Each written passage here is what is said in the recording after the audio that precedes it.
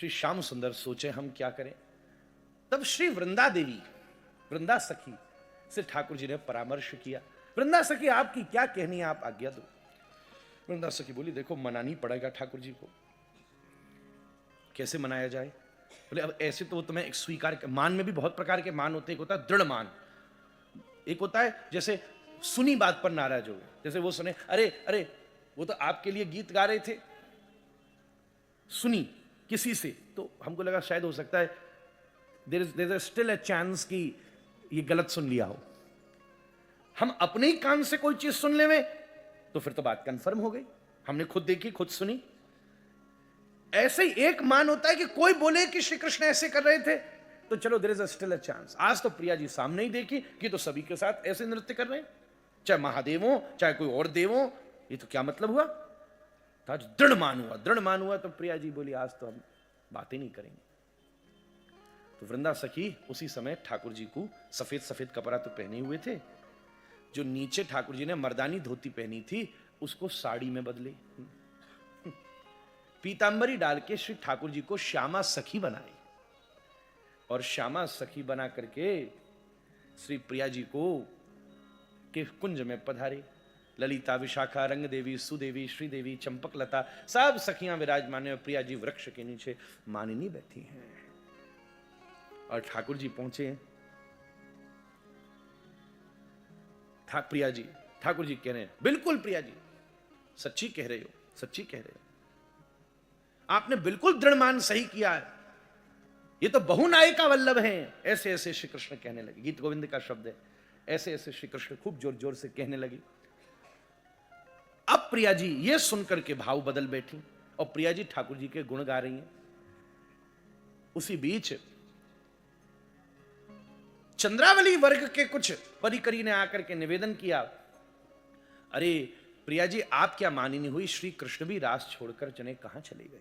तो जो चुनरी ओढ़ करके गए ना, हम बोले ये चुनरी ऐसे ओढ़ कर गए, ये तो सुने कि कृष्ण मान से गायब हो गए। वृंदा सखी ने श्यामा सखी बनाया कि प्रिया जी को मनावे, प्रिया जी को मनावे। अब चंद्रावली का परिकर जिसको मद था कि मैंने किया, उसका तो सब हिल गया। वो ढूंढ ढूंढ के पहुंचे, अच्छा कृष्ण कहां चले गए, श्री कृष्ण कहां चले गए, ढूंढो ढूंढो भैया ढूंढो। कैसे कैसे ढूंढे। तो ललिता जी ने विशाखा जी का हाथ पकड़ा, जोड़ी में ढूंढो, 8 दिशाओं में चले जाओ। धरती पर 8 दिशाएं हैं, एक तो ऊपर एक तो नीचे, वहां तो जाना नहीं।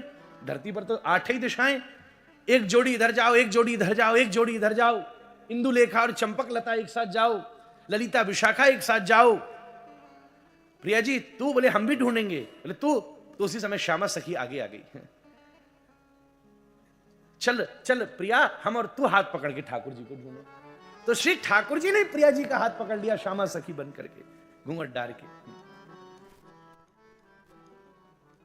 श्री ठाकुर जी को भी अगर निकुंज रस का आस्वादन करना है तो मंजरी भाव में प्रवेश करना है। और यही तो गौर सुंदर के आगमन की भूमिका। आज कथा देखो अपनी कमान से चल रही है, अब इतने दिन सुना दी, हम इस तरफ जाते नहीं थे पर आज चले गए। जो ठाकुर जी की इच्छा, समझ आ रही हो तो अच्छी बात, नहीं आ रही तो और अच्छी बात है, कई बार ऐसा भी होना चाहिए। तब ठाकुर जी और प्रिया जी का हाथ पकड़े। अब बिलक बात हो, अभी तो प्रिया जी अटपटा बोल रही थी, अटपटा बोल रही थी, हां संभाव रखते हैं, बहुनायिका वल्लभ है, ऐसे ऐसे अटपटा बोल रहे थे। चातुरी है इनमें, ये जार हैं एक नंबर के। जार शब्द की व्याख्या पढ़नी, थोड़ी हिंदी साहित्य और संस्कृत साहित्य में प्रवेश हो तब जार शब्द की व्याख्या मिलेगी। अब जब ठाकुर जी का हाथ पकड़ा तो बनके तो आए ये श्यामा सखी, पर स्पर्श तो प्रिया प्रियतम का, अपने रस का। प्रिया जी ने जैसे ही पकड़ा तो श्री प्रिया जी का हृदय विगलित हो गया।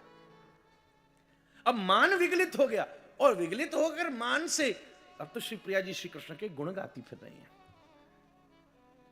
2 वर्ग बट गए हैं, जिनको मद था वो वर्ग क्या कर रहा है, वो वर्ग जा जाके पत्तों से पेड़ों से सबसे पता पूछ रहा है, कहां गई कहां गई कहां गए श्री कृष्ण, कहां गए। हे जमुना जी बताओ, हे भौरो तुम वही हो ना जो हमारे सामने कृष्ण की माला पे गुंजायमान होते हुए हमें चिढ़ाते हो। हे तुलसी, कल तक तो तुम हरिता थी, आज श्यामा कैसे हो गई। क्या जाते हुए श्री कृष्ण ने अपने हाथ का स्पर्श किया। वो तो यहां खोजन, यहां 2 वर्ग है। देखो भागवत जी को इन आचार्यों की दृष्टि से देखोगे तो बिलक बिलक रस निकलते हैं। हमारे आचार्यों ने जो वर्णन किया वो तो इधर खोजती हैं।